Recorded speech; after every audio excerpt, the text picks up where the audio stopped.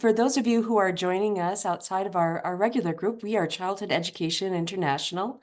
I'm joined by Alyssa Vereshchagin and Sarah Bracken from our organization. And this session today is part of a virtual exchange for 40 plus Ukrainian secondary and tertiary teachers and 13 US teachers. The project is sponsored by the US Department of State Regional English Language Office with the goals of supporting professional growth among secondary and tertiary English language teachers across Ukraine, and cultivating efficacy, innovation, and well-being among our Ukrainian English language teacher colleagues, by extension, their students, and knowledge sharing events with US colleagues, and fostering continued development of civil society and democratic governance currently underway in Ukraine by strengthening ties between the Ukraine and US educators and improving quality of holistic English language instruction in Ukrainian schools. So we've put a couple links in the chat for our website and for the project website, as well as some options for courses and open educational resources, those that are free for those of you who are joining us. We're so happy you're here, and we're so happy to be joined by our expert in technology and language teaching, Dr. Lin Fun. Dr. Lin Fun is a dedicated international educator, innovator, and leader with a proven track record of directing student successful education programs, fostering educational academic excellence, driving innovation in language learning. With EduLing, she leads a cross-functional team of IT developers, content developers, and designers in the development of EduLing Speak, an app that connects learners to talk in pairs based on 1,000+ communicative tasks and games. She's also a published author and expert in language education with publications in high-impact journals. And she served as an English language specialist with the U.S. Department of State in 2023 and has experience working in industry as a senior research analyst. So I'm going to go ahead and turn things over to Dr. Fun. We're so happy you're here. Welcome, everyone.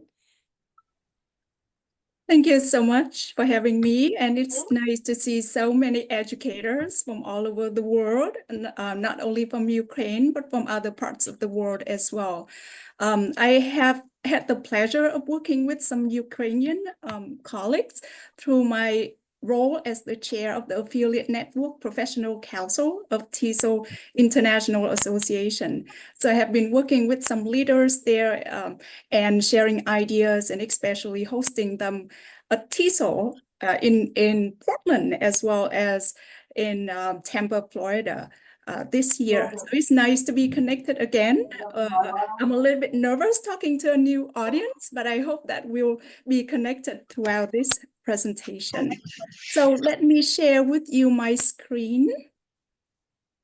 And thank you for the introduction. I like using images in my presentations, and most of the images are from my work, my own habit of taking pictures on my phone, as well as a lot of books and products that I have been creating. So you will see examples from my own work throughout the presentation. Now, to start, I often do this when I give a presentation, that if you can type in the chat, perhaps where you're from, but mostly how are you feeling? Are you happy as seeing fireworks? Or feel relaxed like flowers in the morning sun, or maybe feeling a little bit flu, a little under the weather. So if you can share a little bit in the chat, I would appreciate that to get to know you more. Okay, number 3, so you're feeling a little bit flu, happy and drained at the same time. Yes. Flowers, flowers, relaxed, that's nice. Those are all my pictures. 3, exciting as fireworks, relaxed, happy and excited, fireworks. Thank you so much. So we have some mixed emotions here, and that is understandable. I also do a little bit research into emotion in language learning, especially with engagement and enjoyment and anxiety. So I can see that sometimes we have mixed feelings. Thank you so much for sharing, and moving on. I just have some quick questions for you so that I can also connect with you on the chat. What do you expect from today's session? And what technologies are you using in your classroom? and for what purposes. So right now you're seeing a picture of my office. I'm sitting in front of the two computers, exactly like that. And you can see that through our computers, we connect with the world in many ways. But I would like to hear from you. What do you expect from today's session, and what technologies have you been using? Video games to teach young adults and teenagers. ChatGPT. Oh, okay. What wall? I have an example. Padlet, I have an example as well. Reverb, I haven't heard of it. Canva, okay, I also use Canva. Magic School AI, okay. Kahoot, Mentimeter, Bamboozle, Quizlet, Nearpod. Wow, okay. So this is great because maybe at the end of the presentation, you will see that in terms of learning the technicality of how to use these different platforms, it's best to learn from colleagues that are close to you. But I'm so happy to see that you have been using all these different platforms and tools. So just a little bit about me, I mentioned TESOL International Association, and these are the pictures from the convention in March in 2024 in Tampa, Florida. And I wrote a little blog post about TESOL as the languages and TESOL as the threads of my global connections, just like this. I just feel like it's a pleasure to be in this field because we can be connected globally and through languages as well. I actually came from Vietnam originally. I have been in the US for almost 20 years, working in higher education for about 15 years, working in industry for a short time. And now I lead an edtech company. But at the end of the day, languages are what allow me to connect with other teachers and people from around the world. And to me, sometimes it feels like a full circle because now I'm also connected with a lot of Vietnamese colleagues. So in the US, we have this campaign that being multilingual, being bilingual is a superpower. And more than ever, I do feel that in terms of knowing different languages and getting connected with the world. You may recognize some people here, you may not, that's okay. And this picture here is Professor Diane Larson Freeman, whose presentation at the convention was so impactful that I would cite her a little bit in this presentation. This picture here is tiny, but some Ukrainian colleagues that I mentioned in the picture here also. Okay, so today, I'm talking about technology, but I'm trying to center it around learning principles and second language acquisition principles. I will mention a few new technologies that you'll hear today, but mostly I want to see how we can apply technologies to address these learning principles and these second language acquisition principles. I will talk about applications in language teaching. And then I will address emerging technologies, including AI, that we are now all learning to use. So learning-centered approaches. So let's assume that we teach because we want students to learn, right? And so the most important aspect here is that what we do is to promote learning, to drive learning and development. Perhaps development is a bigger term, but is to drive learning. And in our case, it is language learning. So from the presentation from Diane Larson Freeman's presentation, I do really love these principles that she suggested or she shared with us, that we teach what students have yet to learn and are interested in learning. We teach what learners find meaningful and relevant. And this is, to me, is really important. And teachers play such an important role because teachers know their students the most, know the context the most, so that what they bring to the classroom will be the most meaningful and relevant to the students. Students need to find meaning in what they are learning. The next principle I also really like, and I can relate it to language teaching as well as the teaching of many other subjects, that we teach reason, not only rules, thinking about grammar rules. We need to teach concepts behind those grammatical rules, not just when you use the present tense, you need to put S after the verb if it is in the third person form. That doesn't mean much. We teach the concept of time behind the rule. In mathematics, it's the same. I just read an article about when we teach students math, concepts matter more than process. They need to understand the mathematical concepts first. And for language learning, it is the meaning. The meaning needs to come first, not the rules, not the forms. And the last one is really relevant here in terms of using technology, that we need to create a porous classroom. We learn with the students, we let the world come into our classroom, we extend learning beyond the classroom, and we learn with our students. So I think this is just such an interesting concept here that I want to share with you. Now talking about meaning first, concepts first, experience first. Then recently, I also gave a series of presentations to Vietnamese teachers. And we wanted to cover different learning-centered approaches to education. So I really love this experiential learning model in the sense that when we teach, we want to start with students' concrete experience, right? They cannot grasp something that they don't experience. So we start with concrete experience, and then we facilitate reflective observation so that students can notice things, can see things. But then that's not enough. If it is just experience or reflection, it's not enough. We need to take students further by helping them to see, to go through abstract conceptualization. So this is the combination of experience and scientific concepts, right? Only then do they understand the world a little bit more deeply. Only then can they generalize knowledge into different contexts and make new knowledge as well. So I really like this model, and maybe my message to you in this case is also engage learners with concrete experience first. And for language learning, that means meaning comes first again. Meaning of language comes first.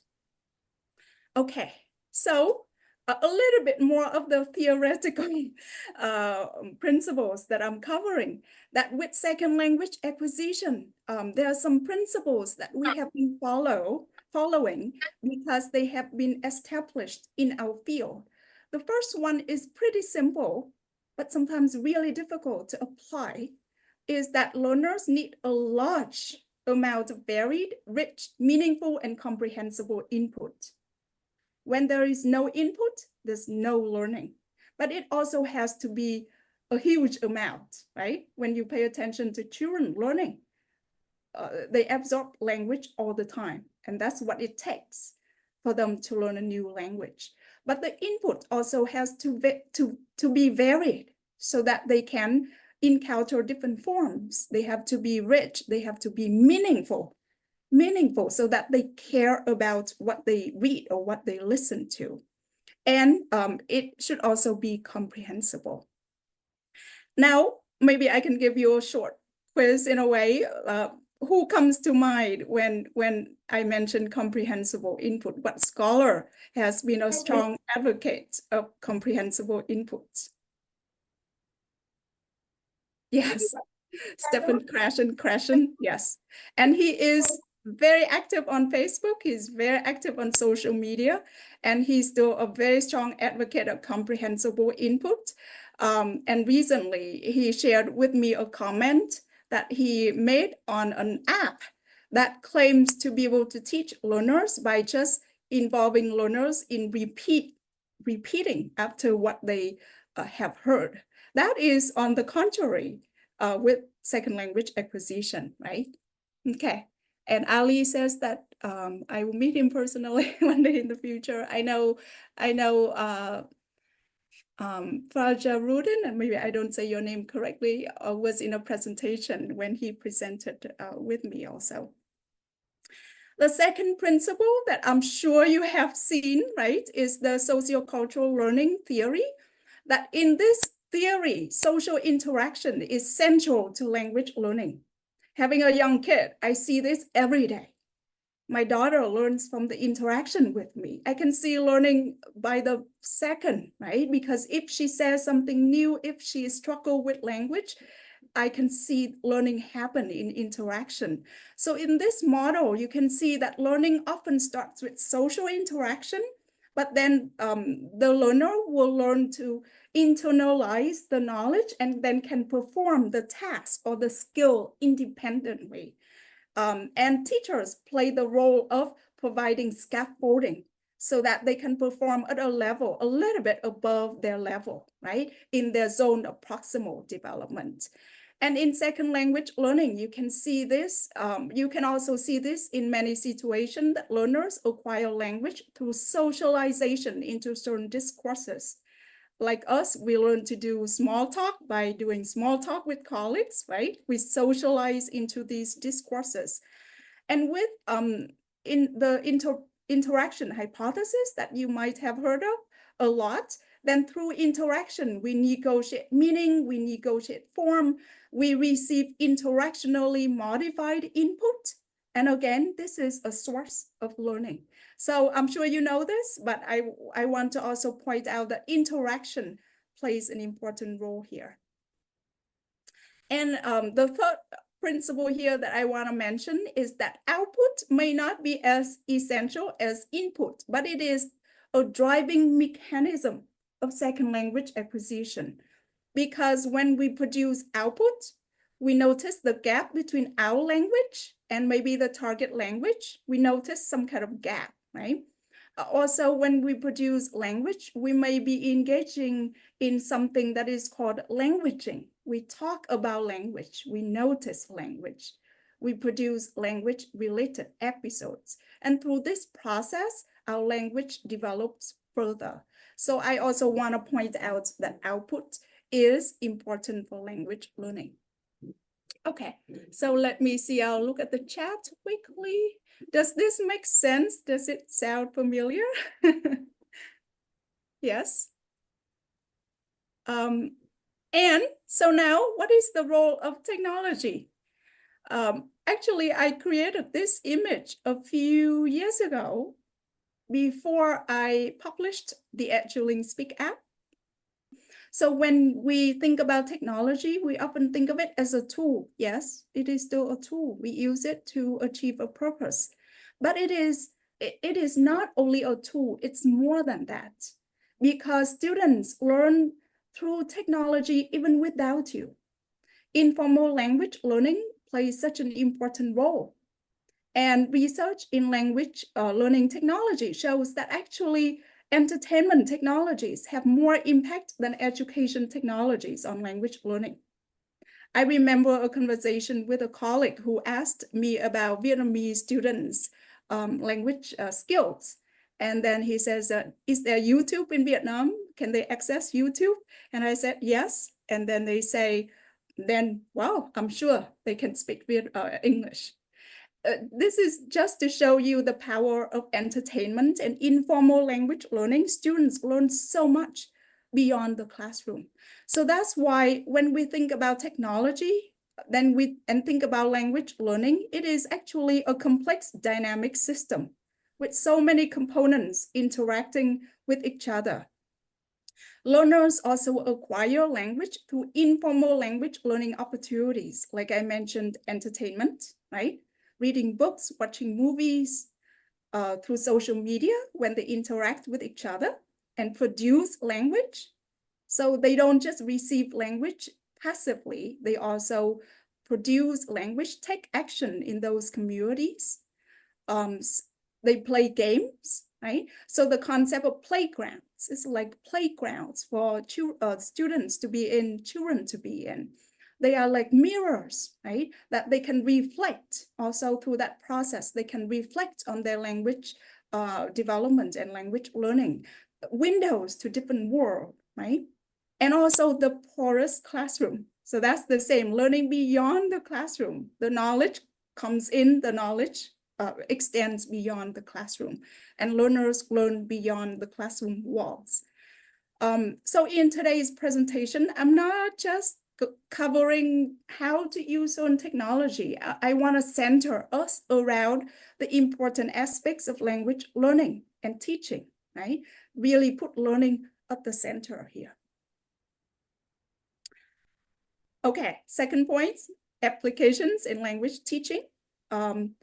Perhaps some of the ideas are simple, but I hope that some of the resources that I share will also be useful. The first one, again, this is something that I don't think educational technologies have done very well either. In the conversation with Krashen, we also learned that think about how we can use technology to provide rich, meaningful, and comprehensible input, right? And this is a huge role that technology is playing, because now you can access materials from so many sources, right? And then perhaps one of the activities that you can do or implement with students really is extensive reading, extensive listening, extensive viewing. So when I taught, I usually, I'm not teaching at the moment. When I taught, I usually asked students to keep a reading journal or a listening journal or a viewing journal. Basically, every week I ask them to listen to something new, write just a very short summary and reflection on their reading, and also share a little bit of what they read or what they listened to. And when they are in the classroom, they share. They also shared what they learned in groups. So that's also a way to amplify their learning. In terms of materials for teachers, whenever I find an interesting text, I save it. And when I develop classroom activities, I often use what is called a text-based approach to materials development. In the text-based approach, it's nothing more than starting whatever you want to teach with an engaging text. So text is the starting point. The reason is that they provide linguistic inputs. And especially here, if we want to talk about comprehensible, meaningful, and rich input. I share with you two images here. I gave a presentation as part of my specialist appointment with the U.S. Department of State. And you can also see Krashen here. We talked about reading, right? And I presented developing classroom activities with text. So if you want to read more, I have a blog post here to share with you. Okay, so talking about it, for me, I'm sharing with you a short list of materials that I have used in the past.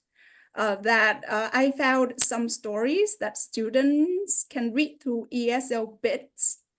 You may have to read the stories before you assign them, or you can let students explore, because these are not like traditionally published stories, but can be a good source.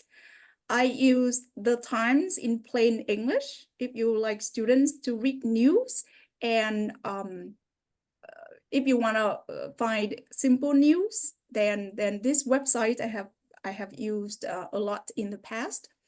I have a young child, so I have found open educational resources as well through this website called Story Weaver.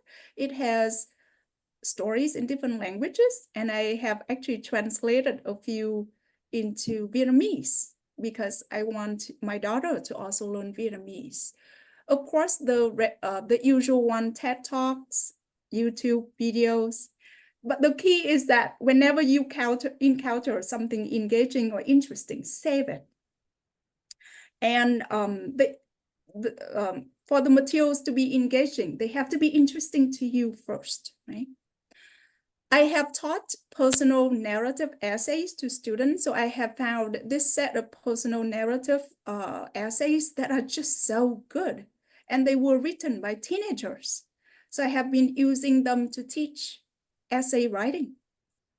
And then my students have also produced so many good writings. So I have posted them on my own blog.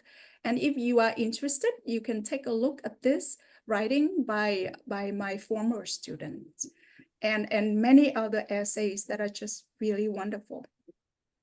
Meg, you have Yeah, there's a comment in the chat I wanted, or a question that I thought might be an interesting. yes. But Sergey asks how much time you give students to share in groups what they've read at home, and is it a warming up activity or can it be used at different stages of the lesson? mostly, yes, I often use it as a warm-up activity. So I would say maybe 10 minutes, because again, the reading at home and the reading extensively is the main idea here, right? And also another idea, this is not related to technology, but at the end of the day, I still feel that in many classrooms, students don't encounter enough meaningful, interesting, comprehensible input. And you may think that, yes, they receive a lot of input from teacher talk, but is that interesting, comprehensible, meaningful input? And so one suggestion from a professor that I also really appreciate is Professor Tomlinson, who teaches materials development. He suggests that in every lesson, you just spend 5 minutes to tell a story. That is something more meaningful input to students. If you use technology, I see a lot of interesting videos my daughter is watching. I don't like her to watch too much TV, but like Danny Go exercising. And so that may also provide some kind of interesting input for the kids also. So think about it. Teacher talk may not be enough, right? In providing input. And if students don't have enough input, it's difficult to go really far. Yeah, daily storytelling. I love that idea. Yes, just 5 minutes.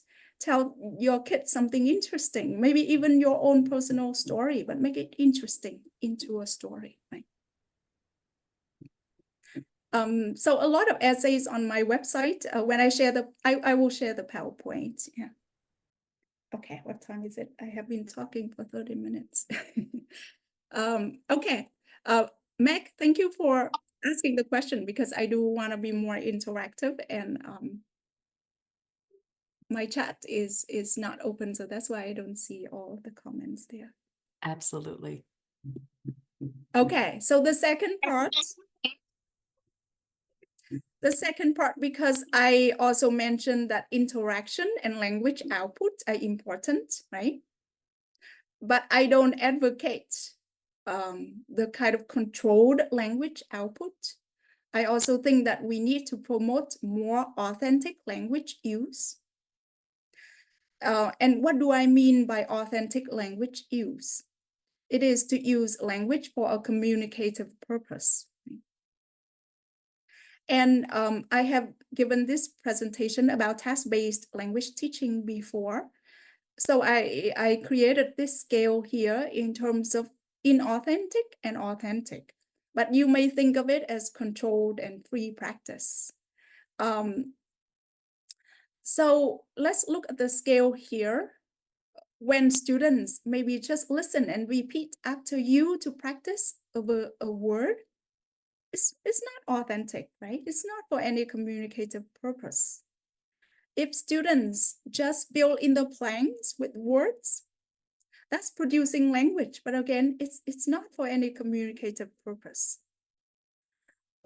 Even when they do a role play with sentences given and supplying missing information. So it's very common for textbooks to have a dialogue, and then students have to use sentences to fill in the blanks, right? And it's a role play because they do it together in pairs. That's still not very authentic. Now, when you see that they have to describe a picture so that the listener can identify it among 3 pictures, for example, then now they have a goal. They have a communicative purpose or a purpose to achieve or an objective to achieve. then that task or activity is more authentic in terms of language use. Learners use their own language resources. They communicate meaning, right? And then if you have to go out there, or students have to go out there and order food at a restaurant, that's really an authentic task in real life that they have to do. So what I'm saying is that if you feel like you are doing a lot of kind of more inauthentic activities, then there needs to be more on the authentic end of the scale. And task-based language teaching provides us a framework to do this. You can see that I combine different approaches here. I don't just say use this one approach, but I do think that task-based language teaching provides a way for us to facilitate authentic language use. So here, I have a definition here with you for you. Maybe I'll ask a question. Have you heard of task-based language teaching? And Rod Ellis. I don't know. Yes, yes.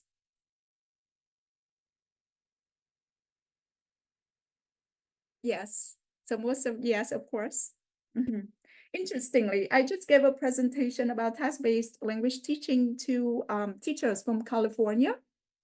And not as many have heard of it as you may have, because I have made this observation before as well, that it has been extensively talked about, but mostly kind of in the EFL contexts, which makes sense because students actually need classroom tasks to have opportunities to communicate.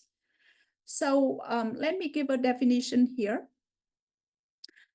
from Alice in 2022 when I hosted him for a webinar, and I did write a summary with a link here. So task-based teaching views learning as taking place holistically and incidentally, as learners perform tasks that involve listening, speaking, reading, and writing. Teachers do not teach language, rather they facilitate its development. Okay. Excuse me, I have a question for the Yes. US educators. Is this similar to project-based or inquiry-based learning where students are doing authentic tasks to research a project or solve a problem? Yeah, good question. A project is usually longer, right? Okay. So in my mind, and Alice has said the same, that a project consists of a series of tasks. Okay. A project is often long, yeah. Okay, thank you. Yes, and I'm talking about this, and you may, and later on I will give examples in terms of how you use technology to develop tasks and also implement tasks for the classroom. Okay, so what is a task? Sorry, next screen. A lot of words here, but I give some more examples. Whenever you hear the word task in language learning and teaching, it's a technical term, right? So a task is an activity in which a person engages to attain an objective, and I highlight a few points here, and which requires the comprehension and or production of meaningful messages. So we communicate or we use language for a purpose to achieve an objective. And we need to express our ideas. We need to produce meaningful messages.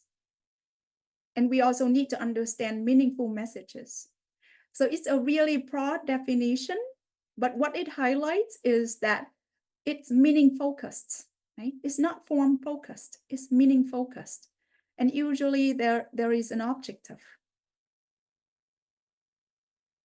So when students repeat after you to practice vocabulary, it's not meaning focused, it's form focused, right? So examples of real life communicative tasks or target tasks may include ordering food in a restaurant, schedule a meeting with a colleague, find a solution to a work problem, read the news and understand what's going on, right? Big news in the US, I'm sure some of you have seen So maybe read the weather forecasts to know what is happening in terms of the weather. So those are all tasks. And they are language tasks because they require the comprehension and or production of meaningful messages. However, in the classroom, what we have may not be real life tasks, right? We don't do like ordering food all the time, or we don't take students out to a restaurant to order food. But we create activities that resemble real life tasks so that students have the condition that is similar to real life to use their language and to create condition for language development. So in the classroom, maybe you may have a spot the difference task with a restaurant scene because you want to prepare students to order in the restaurant. You may have a role play task between a customer and a server, right? You may have a decision-making task to find the best time for a meeting. These are called pedagogic tasks because they are done in the classroom. Okay, so let me try this with technology. And the task can be mediated by technology because we don't do this with pen and paper all the time, right? So I'm talking about beyond pen and paper as well. So this task is actually pretty simple, but if you have to teach it on Zoom, or if you have to teach it through technology, then maybe you can use QR codes, right? This is very simple. So I would like you to use your phone to scan the code there. And you're going to see a picture, right? Let me see, I'll do it myself because I don't remember.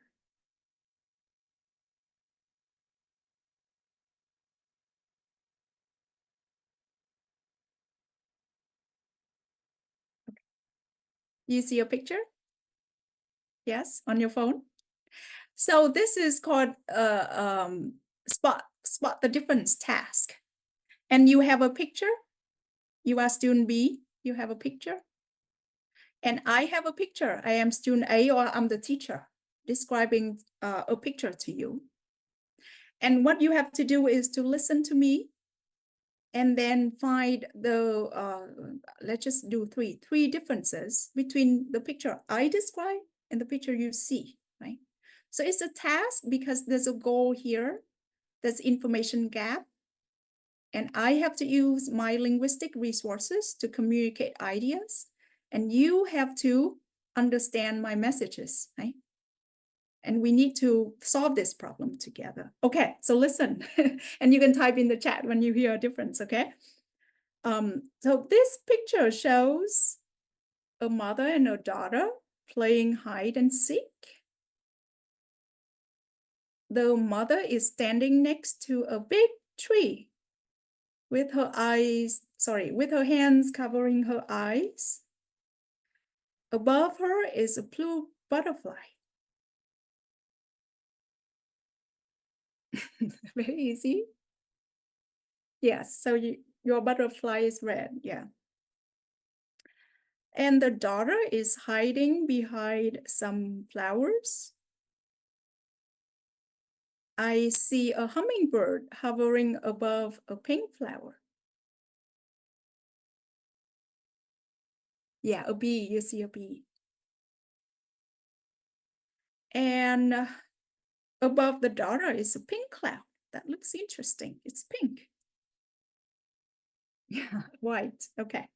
So you get the idea. It is a task because I have to produce meaning, right? Messages. And you have to comprehend it.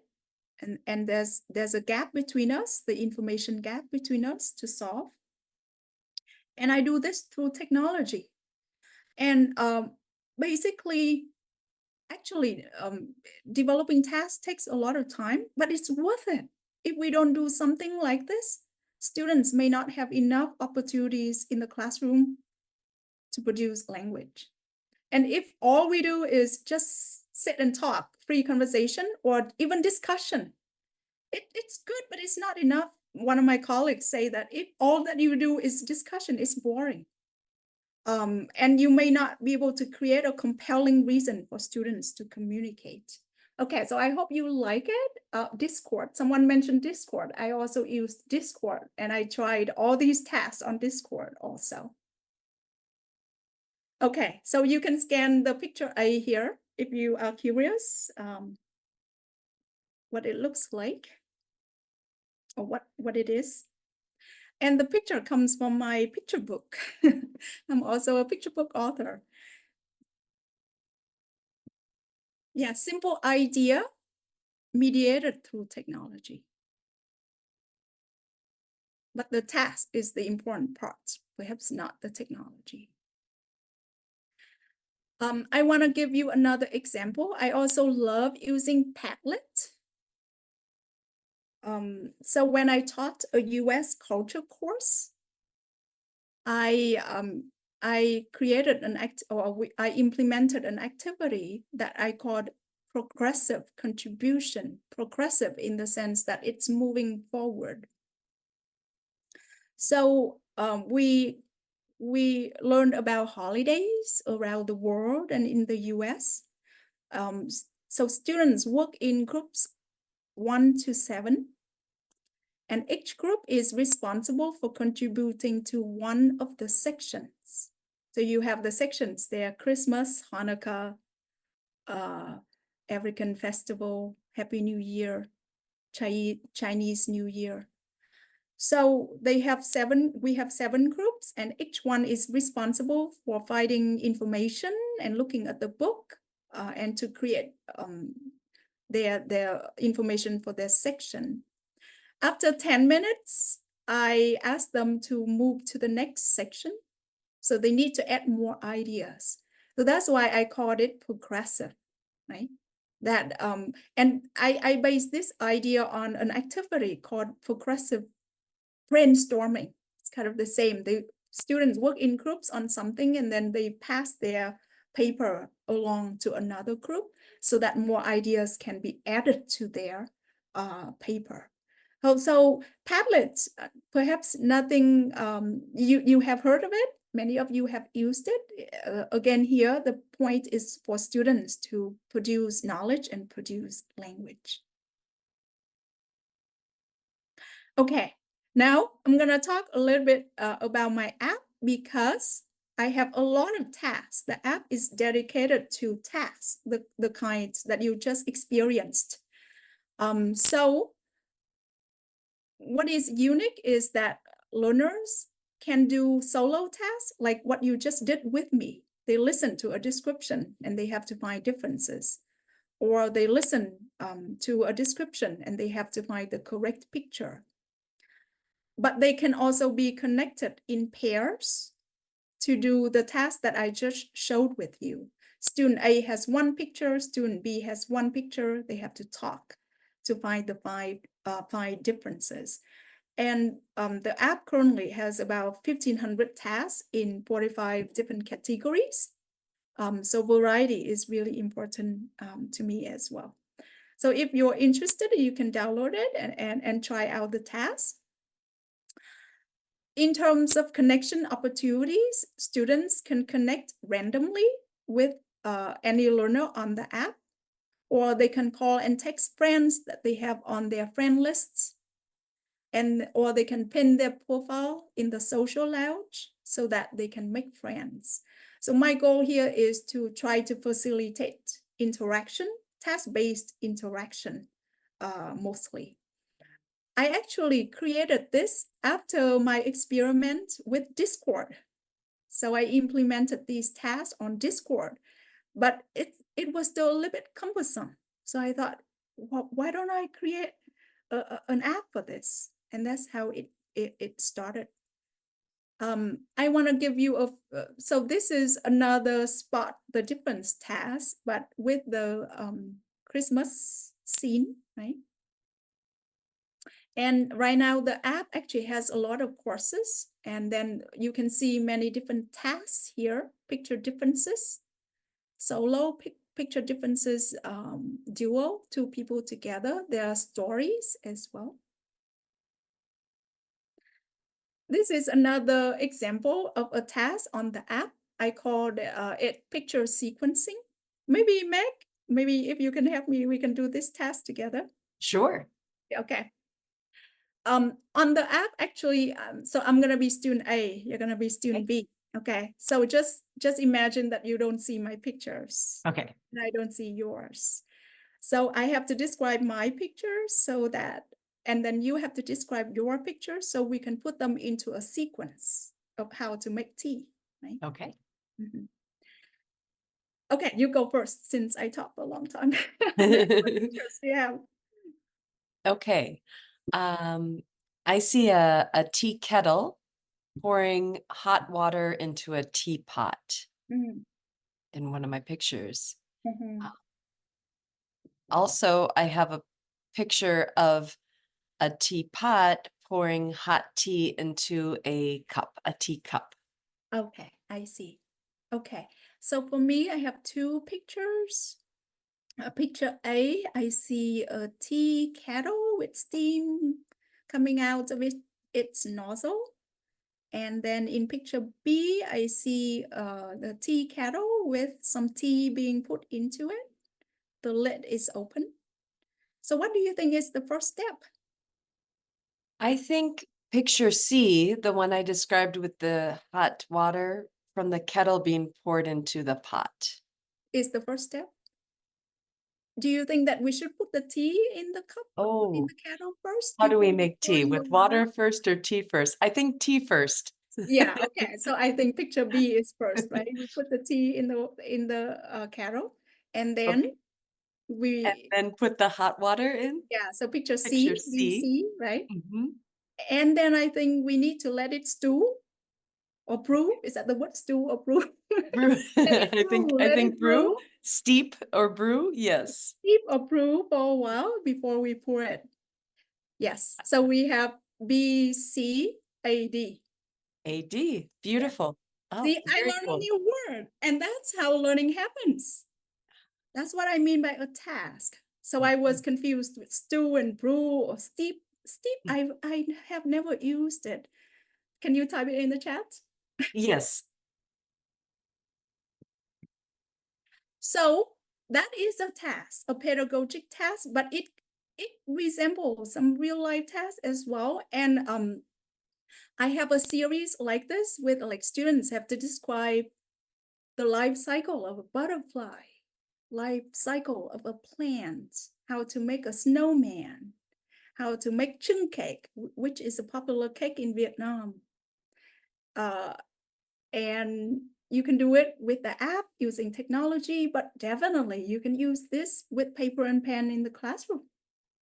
The point is that the task is the star here and the technology supports it. Technology may make it a little bit more interesting with some of the other affordances. I will talk about this when I cover gamification. Making sandwiches. Yes, I have a task, a peanut butter and jelly sandwich, which is a very American thing. But maybe students from other countries, when they do it, then they learn a piece of culture.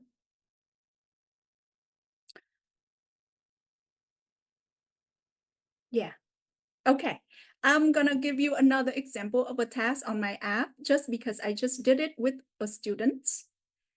Even with crossword puzzle, I want to turn it into a task, an interactive task.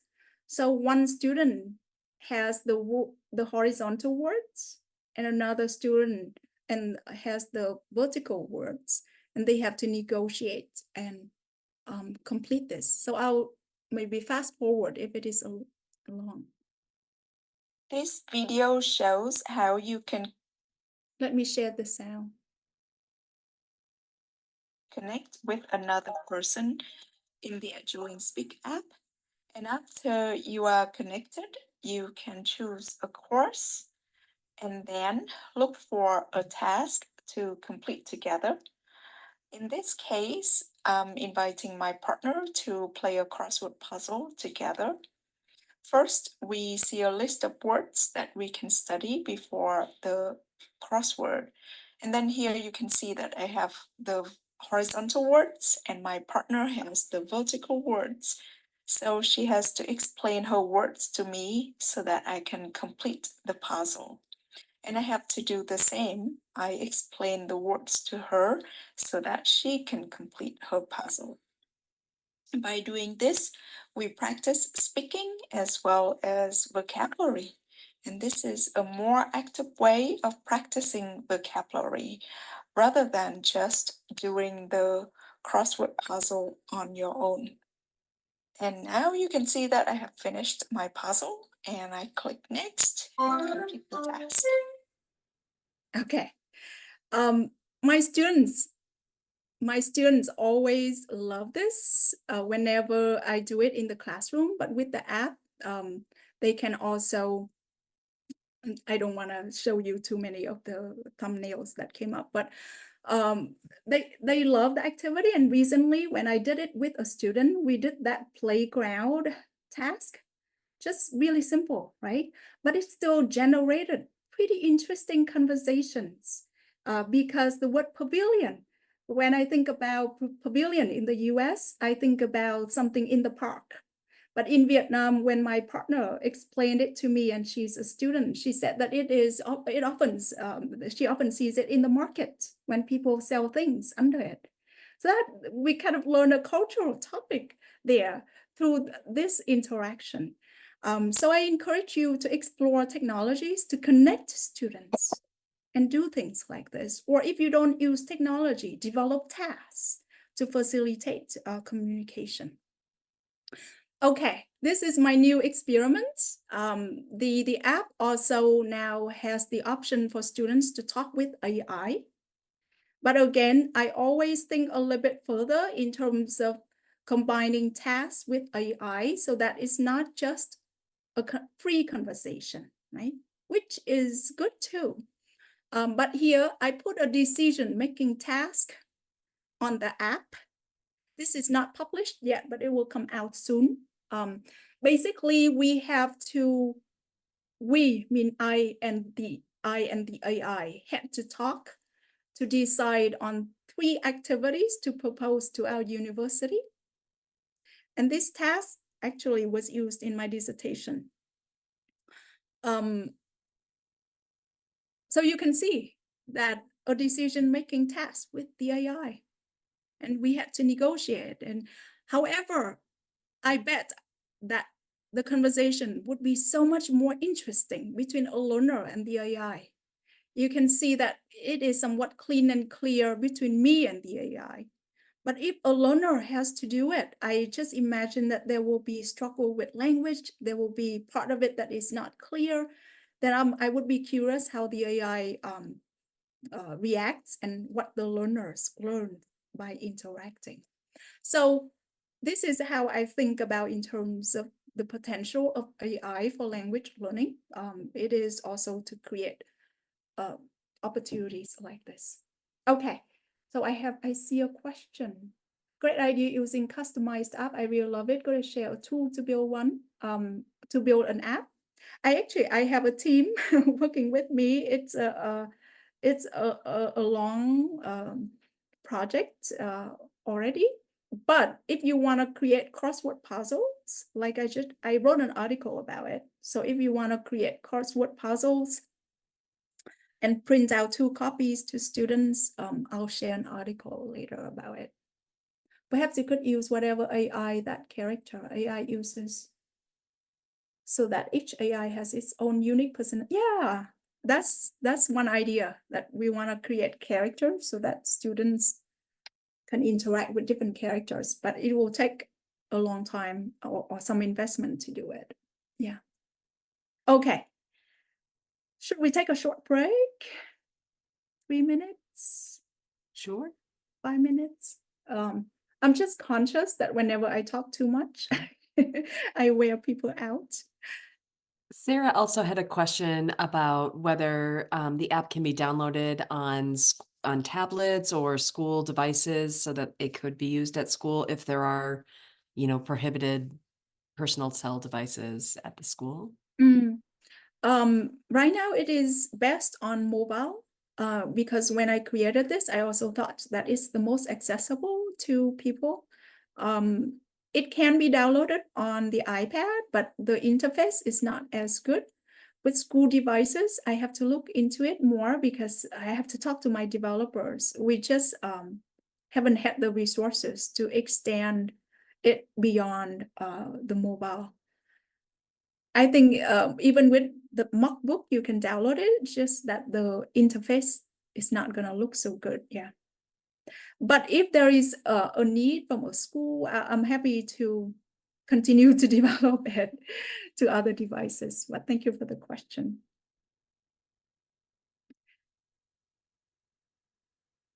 Maybe I'll take questions for now, for 5 minutes. So.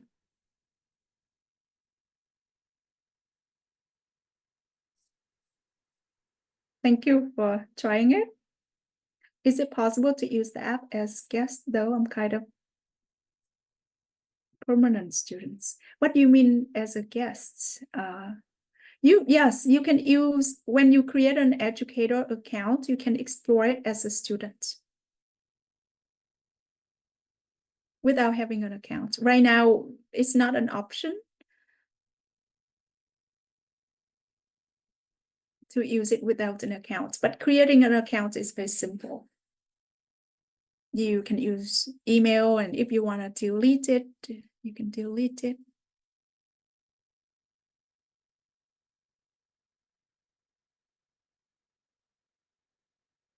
I think the recording will be shared very quickly. That's what I heard. Yes, the app is free to a certain level. So the free version allows access to some tasks, but if you want to unlock other features, then it's premium. If teachers want to use it, just connect with me and I'm happy to provide some free access. So I'll type my email in the chat here.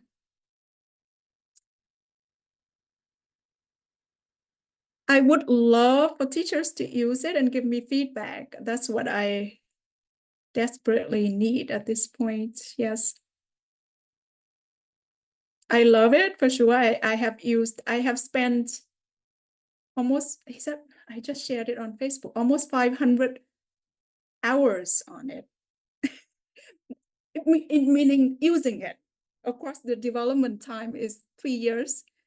So, and I used it with my daughter as well. So I know it intimately, every little word on it. And there may still be things to fix, but